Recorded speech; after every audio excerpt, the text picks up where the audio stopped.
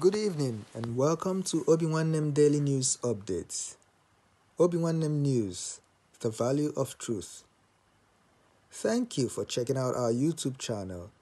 Don't forget to click on the subscribe and like buttons to get the latest news and notifications in real time. Thursday news headlines. Once again, Femi Fani-Kayode fires warning shots at the Northern Association of Cattle Breeders, the Miyetti Allah Culture Hall. IPOB announces a relaunch of the Biafran Security Service to protect lives and properties in the Biafran Southeastern region. Former Minister of Aviation and Presidential Aide, Chief Femi Fani-Kayode says that for the National Secretary of the Miyetti Allah Culture Hall, Mr. Saleh Al-Hassan, to get on national television and denigrate the people of the Southwest without any fear of sanction from the federal government or any other official quarter means that the entire country is being run by a bunch of bloodthirsty and vicious terrorists and savage cattle rearers whose intentions are to push people into a second civil war. Femi was reacting to the statement by the Miyetti Allah Culture Hall Herdsmen Group that the support for the Southwest security outfit Amotekun shows how primitive the Yoruba people are in politics. The statement by the National Secretary of the group, Al-Hassan Saleh, during a Channels Television Sunrise Daily program on Monday quickly reads in parts. It is not blackmailing.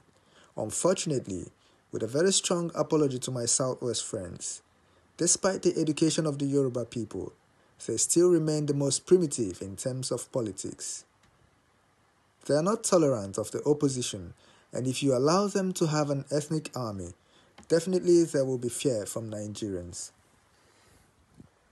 He said, if Amotekun is allowed to see the light of day, worse may happen. We know what happened in Lagos during the last elections. The Igbos were denied voting, and the Oba even threatened to throw them into the lagoon. Chief Femi in response said, I listened to the National Secretary of the Miyetti Allah on Channels Television yesterday, and I am convinced that he needs to be taken to the Prophet T.B. Joshua's Synagogue Church of All Nations to get deliverance from the spirit of insanity, bloodlust, arrogance, and delusion. The man is sick in mind, body, spirit, and soul. He is the quintessential barbarian, unlettered, unruly, ugly, uncouth, unconscionable, foul-mouthed, and incapable of reining in and controlling his primitive and sociopathic passions.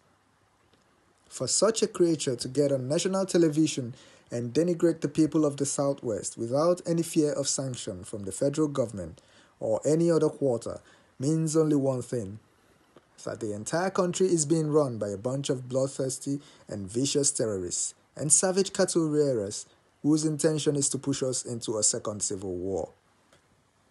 It is time to not only ban Miyetti Allah, but to also arrest all its leaders, bring them to justice, and send them back to Futa Jalon and Futa Toro. For those that have blood on their hands, to have the nerve to call the sons and daughters of Oduduwa illiterates is a step too far. We shall not stand by idly and allow them to insult and denigrate us, and we shall no longer take their insults without an appropriate response. Gone are the days when we will simply turn the other cheek. That is what Amotekun is all about. Thank you very much, and God bless you.